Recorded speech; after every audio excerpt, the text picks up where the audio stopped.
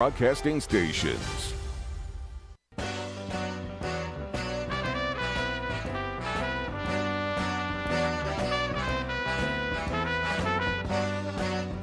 It's time for Wolo and Friends on Sports 56, presented by Homer Skelton Hyundai. Here's your host, the voice of the Tigers, Dave Woloshin.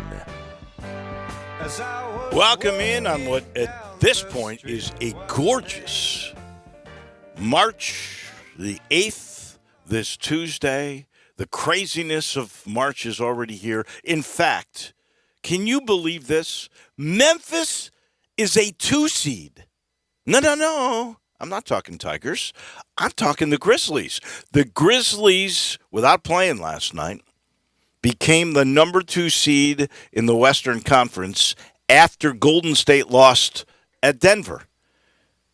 Golden State's lost like 5 or 6 in a row now. I believe that's right. I think that 3 of their last 7 they've lost. Or they're 3-7 in their last 10. I'm sorry, I missed it. 3-7 in their last 10. I believe so. I think it's 5 in a row.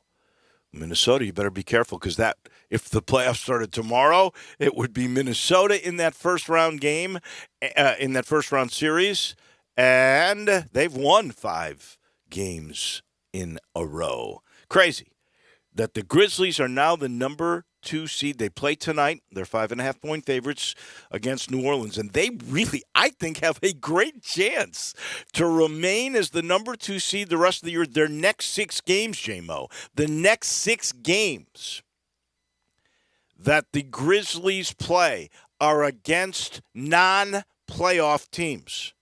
They start tonight with the Pels. They're home a couple days later against the New York Knicks. Then they got 4 on the road at Oak City, at Indy, at Atlanta, and against Houston again, which sort of embarrassed them a couple of nights ago. Revenge game. There you go. Revenge game. Now you're borrowing the Tigers' tactics. I mean, if they win those 6 games, I think they could lock up the number 2 seed. And they got that one game with Golden State on, what is it, the 28th that we said yesterday? I believe so. Yeah, that's the 28th. Wow.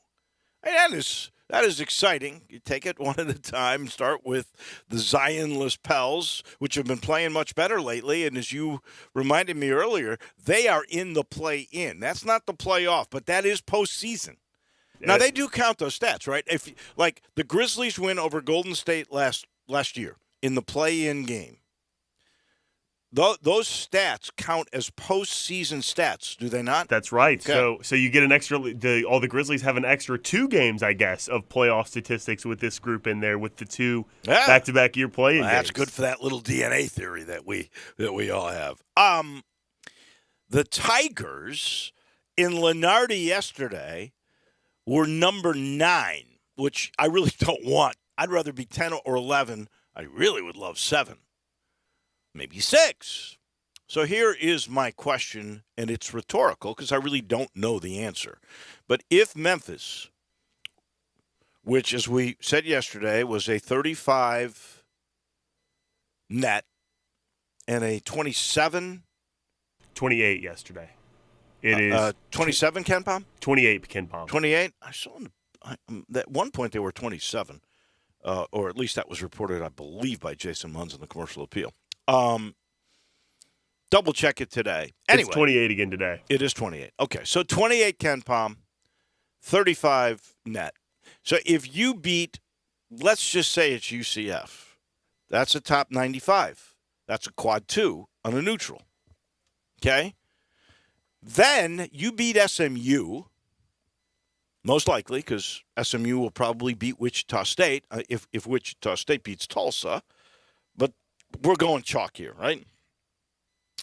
And SMU is a good team. SMU is a team that is capable, and we're going to be talking with Mike DeCourcy about 1043, 1044 in that neighborhood today about all this.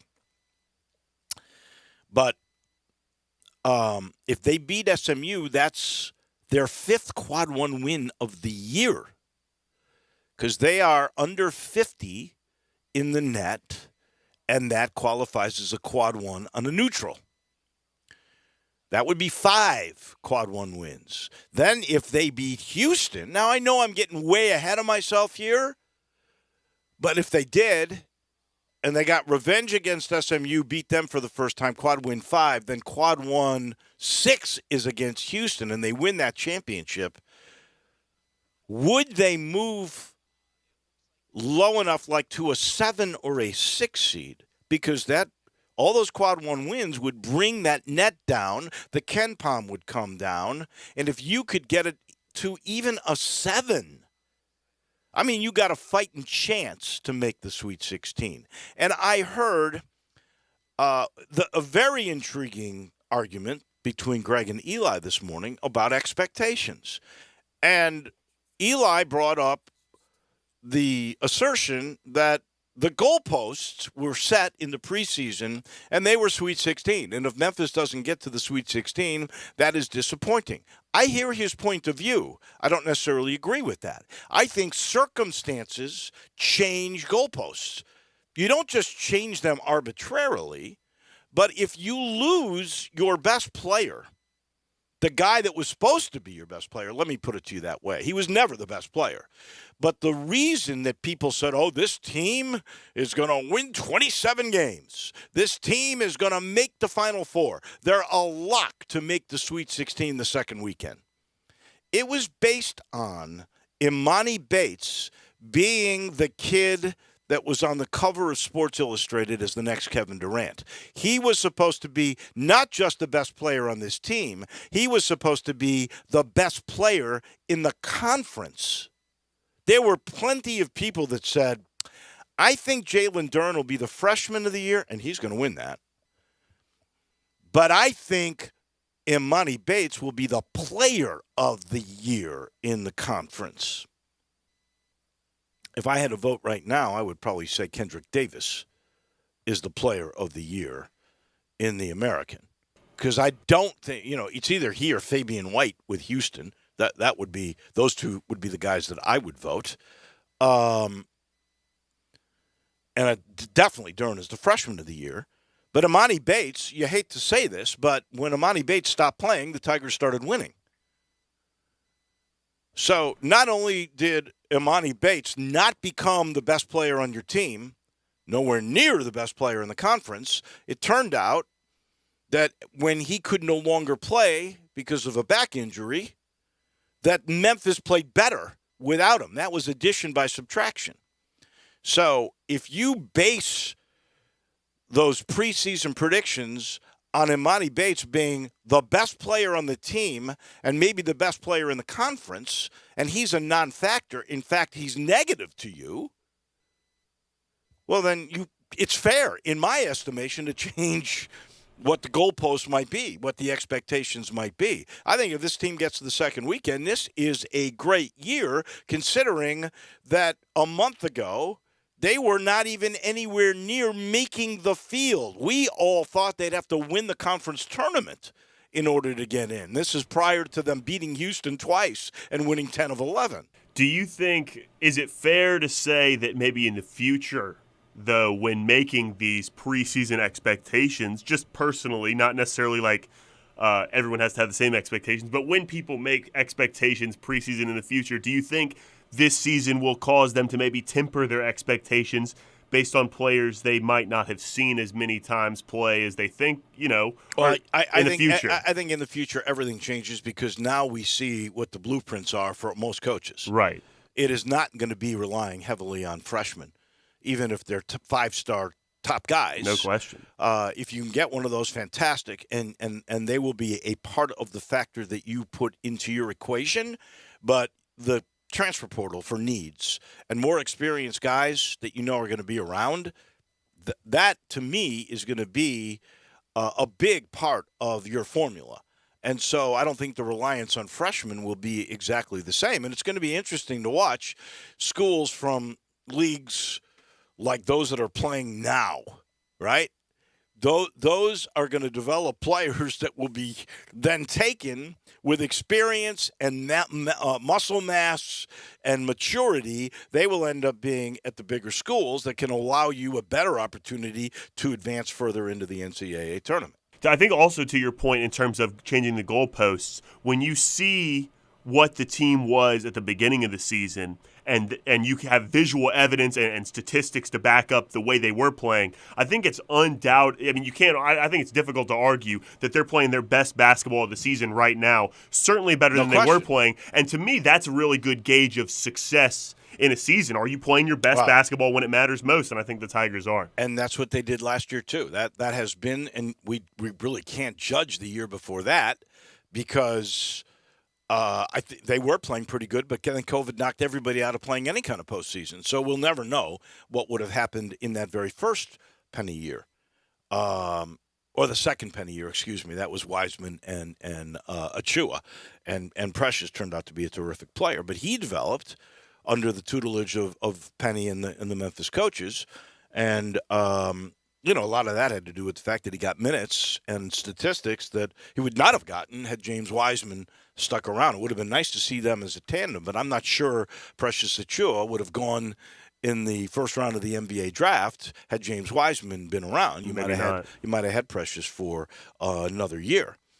But, no, I think that has been sort of the MO of Memphis's teams. And look, I don't want to just point a finger at Amani Bates because I think Amani Bates still has a chance to be a really good NBA player.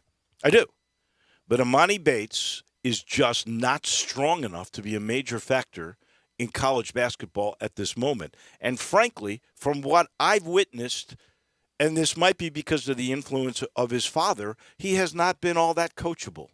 There are mistakes that he kept doing over and over and over again that I know in film sessions were pointed out, and he just wasn't coachable. And it also could be situational, too. Like, he was the catalyst that kind of changed everybody's demeanor and attitude in terms of, like, that was easy for all these people to make him the scapegoat, not only in the fan base, but maybe the team as well. And it's not to say Imani Bates is all the problem, but sometimes everybody needs a scapegoat. And it just unfortunate situation is maybe he just happened to be it. You know what? Over the course of this time, we've had several scapegoats on this That's team. true, too. I mean, it hasn't been just Amani. There were a Lomax, lot of people that was about. putting pressure on Alo, which is why you feel so good for Alex Lomax. He has really defined what his role is, which is to be steady, to be a great perimeter defender, to make steals like the 5 he had against Houston. It is not to score, even though every once in a while he can.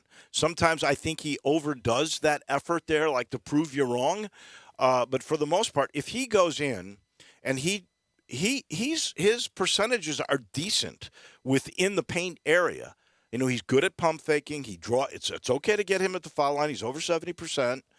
I don't mind that. It's sometimes early in shot clocks, if he's going to take a deep one, that he doesn't need to, especially if you're the point guard trying to get everybody into the offense. But that has lessened as the year has gone on. But, and some of what happens here will depend on seeding. And again, you can make that statement, well, you can't change the goalposts. But if Memphis gets a 9 seed, your second game's against the number 1 team. So that makes it a lot more difficult. And you can say, well, that's because you didn't win enough early on that you're that seed. But I'm then going back to point out that all those expectations and that better seeding you would have gotten are with your best player not playing. The assumption he was going to be your best player, because he never, ever this year was your best player. And that is the truth. So we'll have to wait and see on that. This is an interesting story that I find hypocritical totally. Okay? I'd love your take on this, J-Mo, and I'd love for people on the AutoZone text line, 901-360-8255, get in the zone, AutoZone. I would love for some people to chime in on this. You see if they see it the same way I do. I think most people know I get so into games, I don't need to gamble for that juice. I get that juice anyway. But we all know we have enough advertisements here. We have enough guys that do spots for the various betting services now that are out there through mobile apps that we know it is prevalent everywhere. We have official casinos for leagues, including the NFL. And yet, the NFL yesterday suspended for at least next year Atlanta wide receiver Calvin Ridley for gambling approximately $1,500 on his mobile device doing, in my opinion, you can't win these things, multi-legged parlays. Okay? He can't play for betting $1,500. He's suspended for at least a year. It could be longer. He can't play because he bet on a mobile app that, for all I know, could be the mobile app of the National Football League. So the NFL says, oh, yeah, we want y'all to bet. We're going to advertise that you should bet. We're going to bring in hundreds of millions of dollars from your betting, but our player better not do it because that's the integrity of the league. And he did it on he wasn't playing, by the way. He had no inside information. Away from the team entirely. To me, total hypocrisy. And I understand the premise, and it's a dangerous one, but when you said, we want betting, we are promoting betting, to think your players weren't going to be involved, it's crazy. It's just, it's nuts. I think it was a ticking and I'd like time to bomb. say Calvin Ridley should know better, but, I'm really not sure because the hypocrisy of it all is amazing to me. It's I think what you said. It was kind of a ticking time bomb. I think everyone kind of anticipated something like this was going to happen at some point, not necessarily this quickly. And I think it's just an unfortunate situation for Calvin Ridley. There are certainly worse degrees you could be gambling. There are certainly lighter degrees you could be gambling.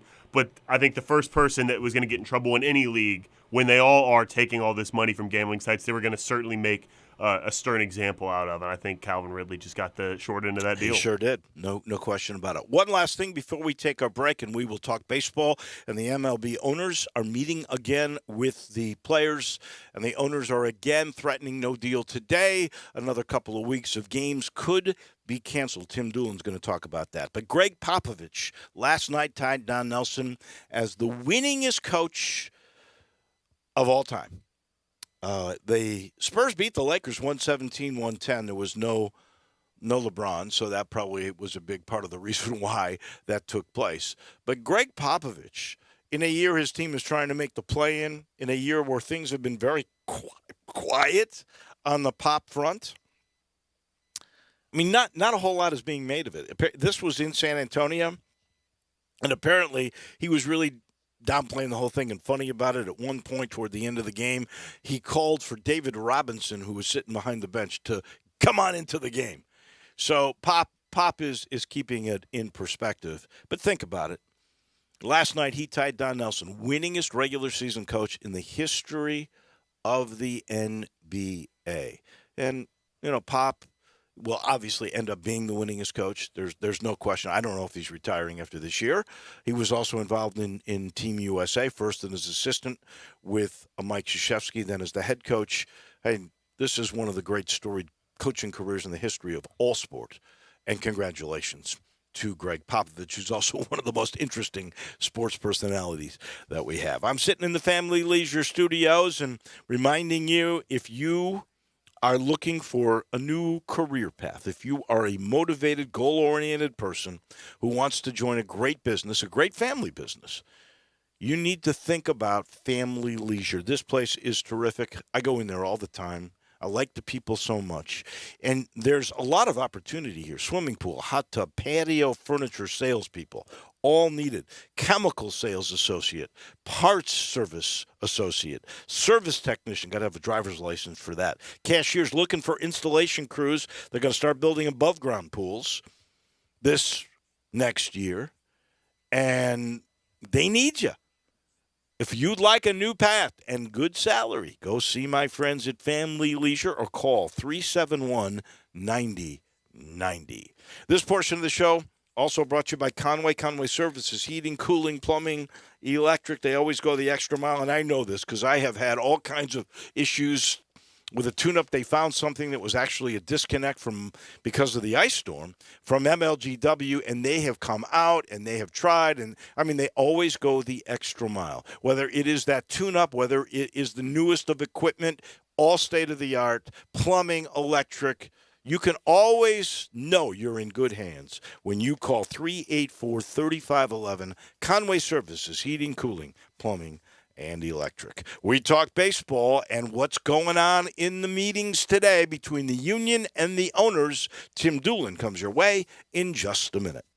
The all-new Sports 56 Mornings with Greg Gaston and Eli Savoy. Brought to you by Action 24/7, James Gaddis Jewelers, and Acura of Memphis. Weekday mornings from 7 to 10 right here on Sports 56 and 98.5 FM. The global shortage on chicken is finally over, but there are still places that will tell you that it is hard to find, except for our good friends at Poultry Power. Poultry Power is currently delivering chicken in bulk to your home or business at prices lower than your local grocer or food distributor. Having a cookout or catering event? Tired of being told no by other food companies when you need chicken for your restaurant? Poultry Power can save the day. Visit www.poultrypower.org to place your order now. And remember, when others tell you no, Poultry Power has the power to tell you yes. Drivers who switch and save with Progressive save over $700 on average, and those savings add up. Imagine what you could buy in the future. The graphics are so real on this video game console I bought with the savings from switching to Progressive 10 years ago. I can't tell what's real and what's the game, which I think is what people want, in the future, which it is currently. So switch to Progressive and save big, because those savings can add up in the future. Progressive Casualty Insurance Company and Affiliates. National annual average insurance savings by new customers surveyed who saved with Progressive in 2020. Potential savings will vary. Get in the swing of things. Grab your friends, your clients, your employees, and go enjoy everything you love about Topgolf in a luxury suite while at Memphis' only Topgolf Swing Suite at Erling Jensen's Small Bites. Topgolf Swing Suite is an immersive social experience offering guests a luxury private lounge to enjoy Erling Jensen's extraordinary food and beverage service, all while playing a selection of games in a one-of-a-kind simulation day. Topgolf Swing Suites are great for work outings, celebrations, or just getting together. It's fun for the whole family. It's fun for golfers and non-golfers alike. They have more than just golf. They have soccer, baseball, zombie dodgeball, football, and more. Located at 5069 Sanderlin, adjacent to the Doubletree East Memphis. Check us out at SwingSuiteMemphis.com or call us at 901-58-SWING. Again, that's 901-58-SWING at Memphis' only Topgolf Swing Suite at Erling Jensen's Small Bites. Book your suite today. I'm Gary York. I'm the service director at Lexus of Memphis. Our service department wants to be more than just a place where you get your oil changed. We do glass repair, windshield replacement, recalibration of your camera and sonar systems, even wheel repair, tire replacement, all the things you would expect from a luxury automotive dealer. Please check out our website. You can schedule your appointment, check out our specials, hours of operation, or if you'd like to do it in person, please reach out to one of our associates at 901-271-5199.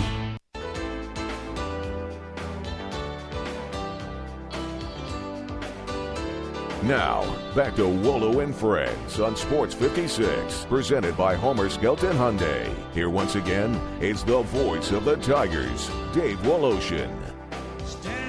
We are presented by Homer. Proud of that fact. That wonderful dealership right at the corner of Craft Road and Highway 78, first exit in Mississippi, and of course Highway 78 is Lamar in Memphis. And Chris True likes to say he'll never exploit the situation.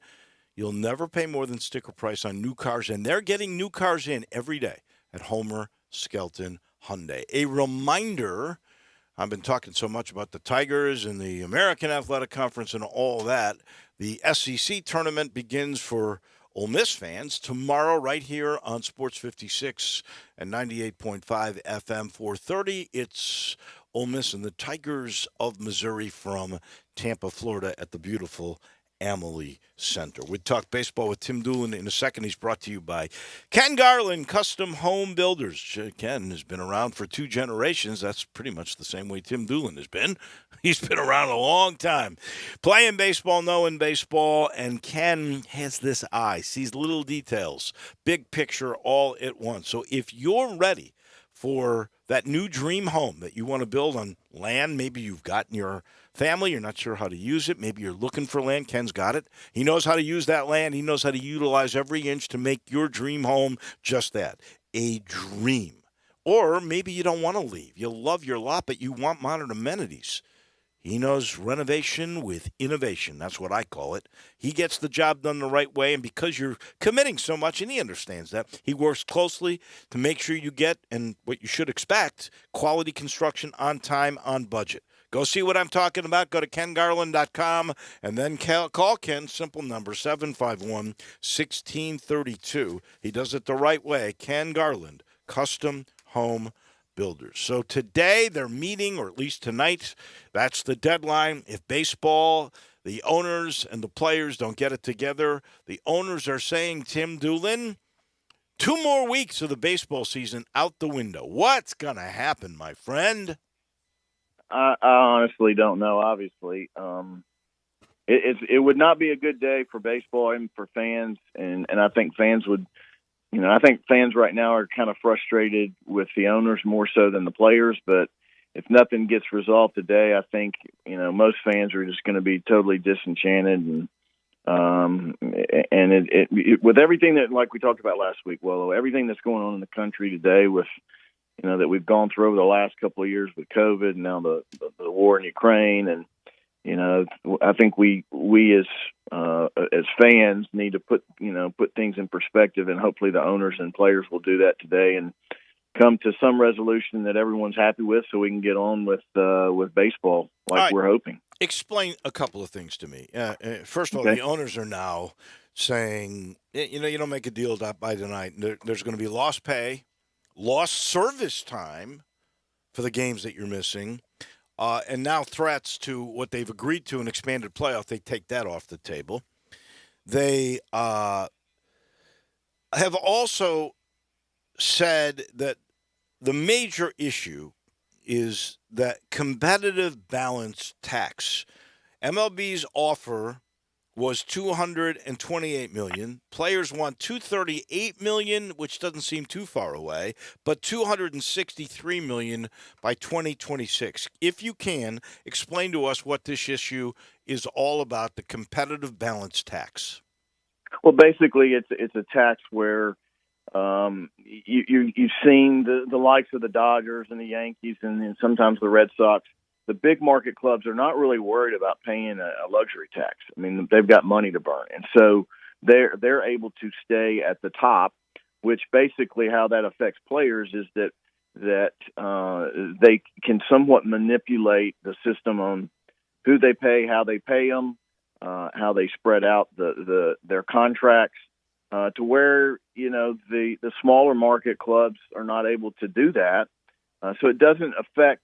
You say, well, those are the owners. They are the owners, but in the same regard, it comes back to affecting the player's pocketbook. So in relation to that, the player's another big stickler that runs parallel with the competitive balance is that what they're allowing players to do from a standpoint of how soon they become arbitration eligible, right? How soon they become free agents, and I don't think the everyday fan truly realizes that the average length of a career for a major league player is about 4 years. So you're talking about a player has to earn enough money in 4 years to last the rest of his life. That's not going to happen. And so there's a very, very, very small percentage of players that are Fernando Tatis, Albert Pujols, Mookie Betts, that are getting long-term contracts that are outrageously lucrative for the player, but yet it's affecting what they're trying to get now has affected the lower to middle market player that doesn't reach arbitration until he's 28. The way that sabermetrics and the analytics has gone, it's basically eliminating those players' careers and their earning potential after they reach free agency because they can just go get a younger player and pay him a lot less. So it creates a shorter expectancy of career length, right? Because you're gonna get rid of the high price guy as soon as he stops producing at the high rate that he once did to bring in another guy for a lot cheaper money. That is, and we should point out to me. And I look at these issues, I try to be as objective as possible. It certainly seems to me the players have lost the battles, the last 3 or 4 of these things, and they're trying to make it back up all at one time, and it's difficult. But that's exactly right, Wolo. And MLB has the worst of all the 4 major leagues. I'm throwing even in the NHL that doesn't have the revenue streams that baseball has, but the worst minimum contracts belong to the major leaguers. They have the lowest average minimum contract of any of the four big sports. Correct, and they've increased that in these proposals and these negotiations, but they haven't increased it substantially, and it hasn't been increased anywhere close to the other major sports. So you're exactly right that the players, and especially in the last contract, really conceded a lot, and now they're trying to catch back up, and probably trying to catch back up in a big way, and they're going to have to compromise to some extent. Again, I think they're close, but I think they need to realize that without fans, it's going to affect pocketbooks of the players and the owners, and hopefully today they get that resolved. I heard one baseball insider say, and I thought it was insightful. Baseball knows what number they really want, and they don't really care how the players decide they're going to categorize the number, right? So they could put X amount of money in competitive debt balance. They could put X amount of money in raising the minimum. They don't care. They got a number. They're going to throw that number out, and they're going to say to the players, you figure out how you want to spend those things, but here's our number. And that's basically what's going on. And they're not that close. Exactly. They're not that close in that number. Here is, from what I've read, some of the things the players have agreed on. So I want to go over some of those and see what your thoughts are. Number one, banning the shift. Good or bad? Good. And I think, to be honest with you, I think it's going to be long term. It's going to be good for the players, because now you're getting back to valuing a baseball player instead of just the home run hitter, the air, the launch angle, the era that we're in. Swing. The game is more exciting as a fan, for me, when you're seeing all aspects of the game: great defense, hit and run, base stealing. Home runs are a big part of it, but I don't really care to go to a game to see, 13 or 14 strikeouts in a game. I'd rather see and fly balls, and a few home runs. I'd rather see, the strategy of the game having to be considered amongst all the aspects of it. So I think the shift eliminating the shift is a good thing. How will they implement that? Do you know? I mean, we talked about it, that basically you have to have two guys on either side of second base, and you have to be on the infield dirt or an outline of the infield dirt. Is that how they will implement that, or what? What do you think? I think that's one of the options. I think the other option is that if they allow more than two on either side, that they will all three potentially have to be on the dirt. So I think both of those would be progress, or either one of those would be progress. I would rather see, two on each side, and they both have to be on the dirt. Okay, that'll be interesting to see, but apparently the players have agreed to that. The other thing is a pitch clock, which I don't have a problem with, and I believe it's 14 seconds between pitches after a play. 14 and 19, correct. Yeah, right. 14 without a base runner, 19 with a base runner, so you can still hold a runner on at first base or second base for that matter. I like that personally. I think the games are too long. I really do. I think they need to be quickened, and if that really works, I'm all gung-ho in that. You have been a purist. You don't care about the length of the game, at least in our discussions over the last 15, 20 years. What's your sense of that? I think a pitch count, a pitch clock would be fine. I don't think players would have a problem with it. I really don't. I think that's definitely not a deal breaker in the negotiations. I don't think on either side. I think that the players will be okay. Let's do it. That's not a problem. Third thing, I don't really get this. I don't have an opinion either way, but maybe you can enlighten me. Larger bases. Why? Well, I think larger bases is it creates some safety. Softball's been doing this for years, where they have, especially at first base, you've got a little bit more room for the player to touch the base. In softball, they've actually got two bases put together where you can touch the base in the running lane, so to speak, without being in the line of bases. Right. So I think making a bigger bases again, it increases a little bit more safety for the players, and I've never understood that. The running lane in the foul territory area when the base is on the other side of the line. Right. Makes no sense. Okay. Yeah. All right. And it really makes a lot of sense for me at first base. I get that. That does not include enlarging the plate. The plate will remain the same dimensions that it always has. Yeah. All right. Yeah. We don't need a big plate.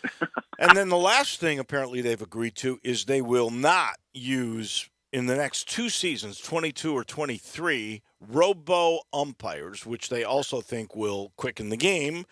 I've talked to several umpires, one in particular who's very insightful, and they say robot umpires are absolutely positively coming.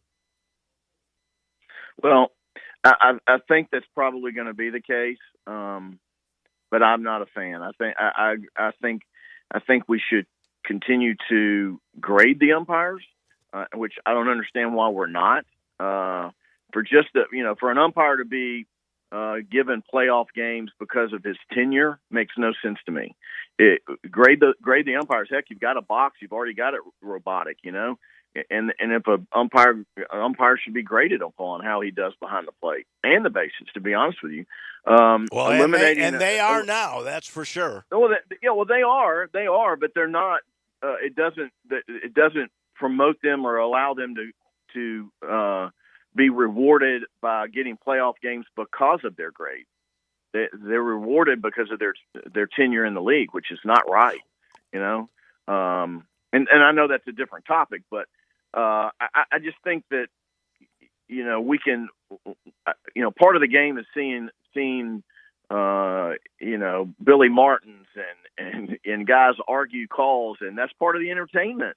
And now they've eliminated that with the reviews. And I'm all for getting the game right, getting the calls right, but they're going to have to be really, really, I think, get better with truly analyzing a ball or strike with a through the computer, because I don't think it's 100% accurate.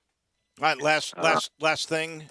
We got some breaking news we'll get to as well, but last thing with Tim Doolin, and that is I've read, I can't remember, and I haven't seen a lot of this, but that baseball's deal with television is if you get to 140 games, you get paid in full.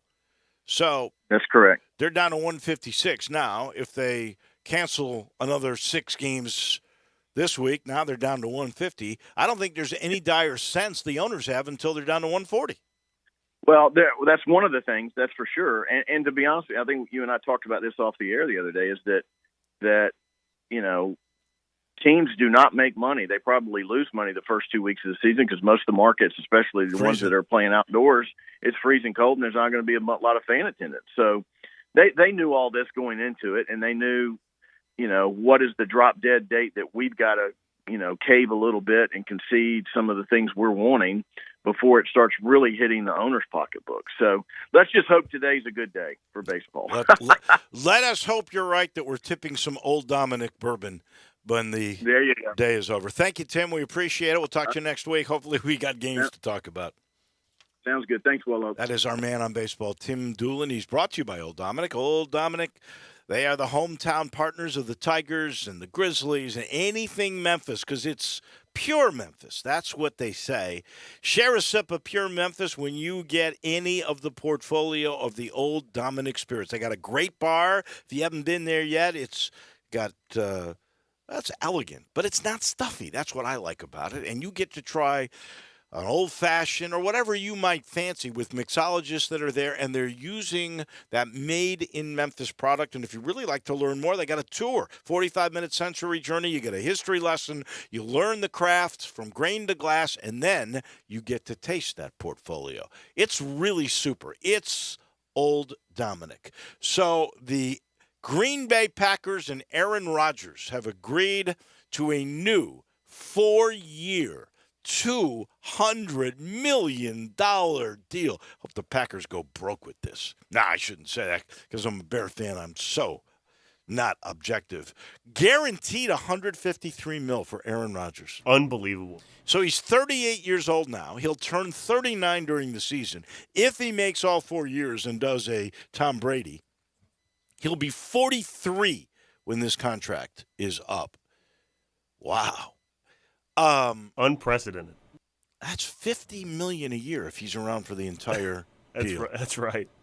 Well, honestly, he's a Hall of Famer. No doubt. If you look at his record against the Chicago Bears, if there's ever I hate to say this because I do not like the guy, just because I'm a Bear fan. I admire what he does on the field, though. There's no question. But if you look at his record against their biggest rival, he wins every time, just about. I mean, and look where they are with him. Look what they've been with him. Look what they would be without him, most likely. I mean, look at last year. That was not a great team, but he made them a great team. And therefore, if there's anybody, I hate to admit this, but if there's anybody worth that money, it's probably Aaron Rodgers. And he got paid today. I'll tell you, Pittsburgh is disappointed. Denver is disappointed. San Francisco is probably disappointed. All those teams thought they may have had a shot at him. I don't think anybody wanted to give him a 4-year deal, though. But the Green Bay Packers did. Aaron Rodgers just got richer. We got to take a quick pause because we are back with Mike DeCourcy in just a minute. Brett Norsworthy and Gabe Kuhn drive you home with Sports Time on Sports 56. Brought to you by DeSoto Auto Sales. Weekday afternoons from 3 to 6 right here on Sports 56 and 98.5 FM. There's an institution in East Memphis that I love talking about. It's the Spirit Shop at 4848 Poplar Avenue, right down the street from Clark Tower, and it looks like a log cabin. It's been around Memphis since 1969 with a family-owned, friendly, knowledgeable sales staff that is just a wonderful place to go. I love going in and talking wine or bourbons, and they've got such great selection. So if you've not visited the Spirit Shop in a while, it's been remodeled. You'll love what you see when you need spirits. Tell Eddie Wolo said hello. Finding great candidates to hire can be like, well, trying to find a needle in a haystack, but not with ZipRecruiter. Its powerful technology actively finds and invites qualified candidates to apply to your job. So while other companies might deliver a lot of hay, ZipRecruiter finds you the needle in the haystack. See why 4 out of 5 employers who post a job on ZipRecruiter get a quality candidate within the first day. Try ZipRecruiter for free at ZipRecruiter.com/free. That's ZipRecruiter.com/free. Welcome to Triumph Auto Sales, where you'll have a great car buying experience. Triumph Auto Sales is your #1 source of quality pre-owned vehicles ranging from lease returns to new car trades, all at huge savings. Plus, Triumph has a full array of financing options to meet your needs. Find your next car online at TriumphAutoSales.com or stop in today at 4875 Elmore Road. Triumph Auto Sales will help you get the vehicle you want at the price you need and the service you deserve. For a great car and a great experience from a local and family-owned business, visit Triumph Auto Sales.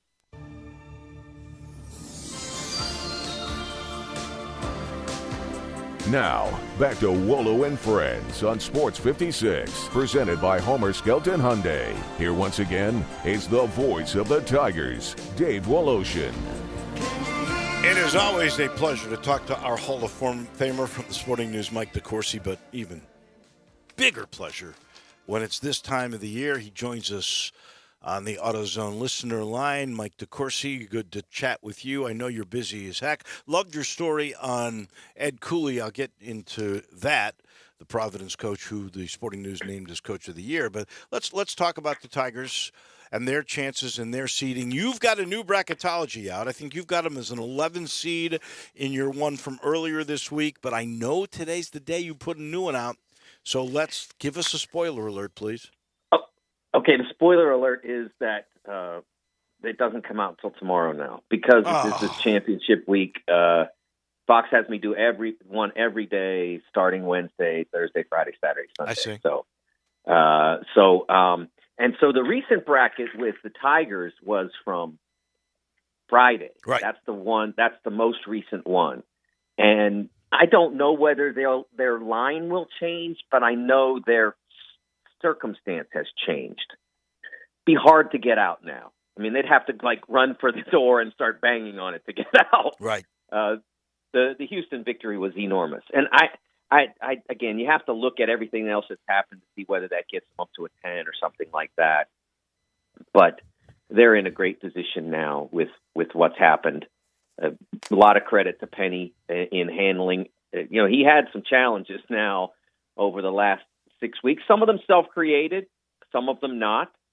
And I think that they've handled their circumstance beautifully. And this is the team that they should be. Maybe not should have been, because there were other components that aren't active now. But this is the team they should be. They are playing much better basketball together than they were a month ago, 6 weeks ago. All right, let me just throw you some scenarios. I know you don't have a calculator and a computer in hand to just ballpark me on these things. So, for my biggest fear, concern, not hope, I'll get into that in a second. Biggest fear. Memphis plays UCF. They're a top 95 because I think they'll beat USF on Thursday.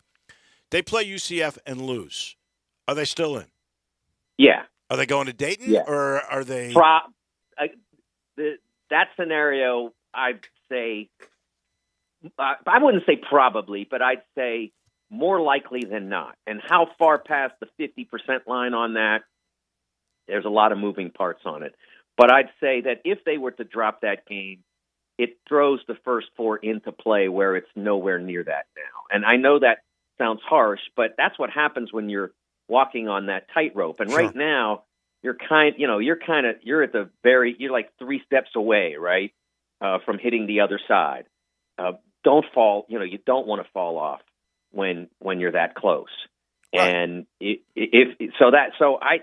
don't think that there's much that could knock them out. But you never. We're at the point now. Murray State's win was big for any team that's in the 11 seed range or below.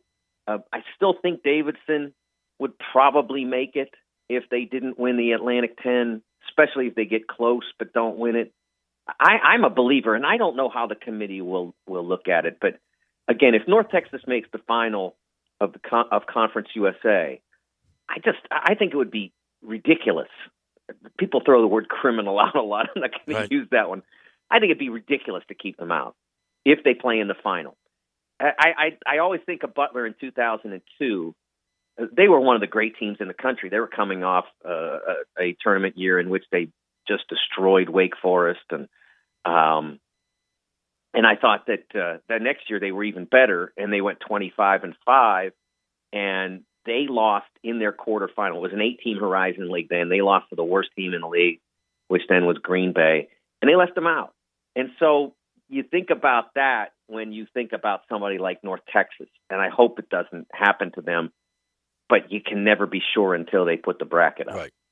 Well, you relieve some fear, though, because you're saying even if they were to lose to UCF, most likely the worst thing that would be is they would end up in Dayton. Now, let me ask you, if they were to beat UCF and then get revenge on SMU, there's your 5th Quad 1 win, and then beat Houston for the championship, your 6th Quad 1 win, your net's got to be maybe under 30 now. What's the best seed Memphis could hope for? Here's, again, moving parts here with that consideration. When you look at the bracket, the line at 7 isn't great. And one of the things that I think the committee will want to do, and it will depend somewhat on their metrics and all of that, but if they were to do all those things, I don't think they'd want to put the Tigers in an 8-9 game. I mean, I would hope that 2014 taught them a lesson. In 2014, and part of it might have been, I always had this little, I'm not a big conspiracy theorist, right? But that was the year Wichita went undefeated. And their bracket looked like an absolute minefield. And it was almost like the committee was saying, you think you're so great winning the Valley with a 34-0 record? Okay, prove it.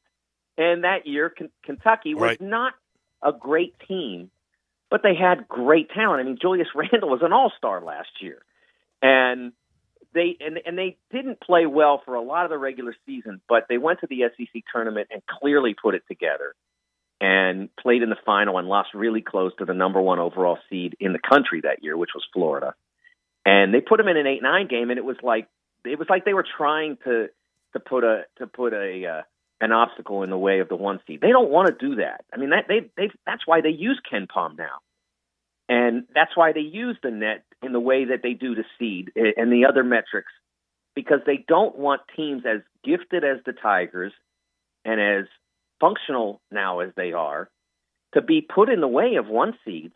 So I think if they do what you said, again, and some people give them room, I think you have to start thinking about putting them in a 7. I just don't.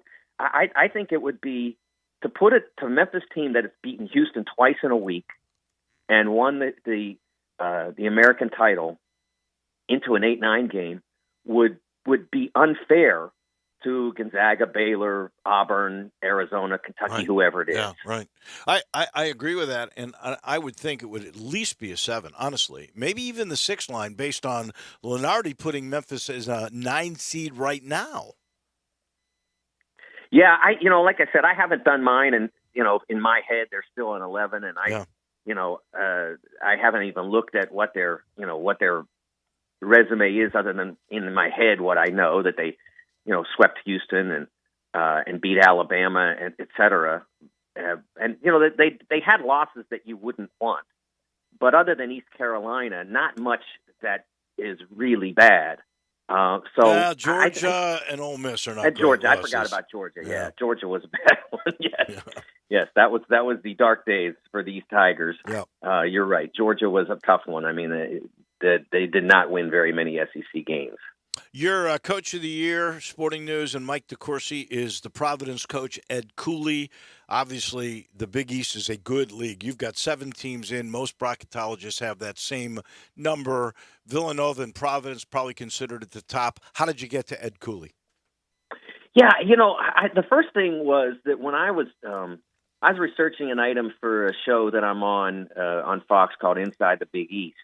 And I knew that they were somewhat overachieving, but I started to look through their numbers. And in recruiting, they have 4 players in an 8-man rotation. They have 4 players that were unranked coming out of high school by 24/7 Sports. And 24/7 ranks 400 guys, 400 players a year. So that's probably like a field of like 1,200 players over 3 years or whatever. And none of those 4 could get ranked. The next 2 on top of them are outside the top 200. Wow. They have 2 top 100 players on their roster. The second of them, Nate Watson, their center, was literally number 100 for 24/7 Sports. So you're talking about one guy who was coveted out of high school. And he took that group and won 24 out of 28 games, won the Big East regular season champion, won at Wisconsin early in the Gavitt games. He had a phenomenal year. He's built a phenomenal culture there. It went awry a little bit during COVID. They were only 500 a year ago. Brought in some new guys. I watched Al Durham play for Indiana for 3 years, and he was a fine college basketball player. But here at Providence, he's become literally, if you watch, and there are some people that have rankings on this, he's become one of the literal best clutch players in college basketball. When they're in tough circumstances, they give him the ball, they get him fouled, he makes every free throw. If they get him an opening, he makes every shot. His late game, close game stats, and most of their games have been close, are phenomenal. Ed's just done a great job with them. No doubt. Scott Drew has done tremendous at Baylor and Tommy Lloyd at Arizona and several others, but I thought Ed stood apart from all of them. As always, Mike, we appreciate it. I know you'll be watching Gonzaga and St. Mary's tonight. What a great game that is. In 10 seconds, tell me, is it a rule that those 2 have to play for the West Coast Conference Championship? No, because last year it was Gonzaga and BYU, and BYU had them, almost got them, but Jalen Suggs said no. Thank you, my friend. We appreciate that so much, and we'll have a tournament pretty much to talk about next week. Can't wait, Dave. Thanks. Thank you. That is our man, the Hall of Famer from the Sporting News, Mike DeCourcy. Pat McAfee is saying that the report from Ian Rappaport on Aaron Rodgers is incorrect. Is false. That's what he says. Wow. You'll have to stay tuned to Johnny Radio to see if Rodgers is sealed or not. I'll let you know. This portion of the show is brought to you by the Eflin Insurance Team, and Matt and his crew, they do it a little differently. What they do is get to know you so they can really protect you. Not only do they get to know you, they know what kind of pocketbook you got. So they figure out your budget, what your needs are, and they find the absolute perfect coverage, whether that is home insurance, an auto program, could be life insurance. Don't forget that, how important it is. If you're a business owner, especially small to mid-size, they are the experts to protect you. And again, they do it the same way. They'll go in and they'll go, okay, what do you see for the growth of your business? How do you forecast it out? What's really important to protect? And then they go from there and they find the right program for you. It's, I think, a terrific way to do business, and Matt is a terrific guy. Big Tiger fan. He loves the Tigers so much, he puts their phone number in his number, 386-GER-4777 for the Eflin Insurance Team. That's it for us. Johnny's next. I know the sweetest thing in Memphis, and I know it's been around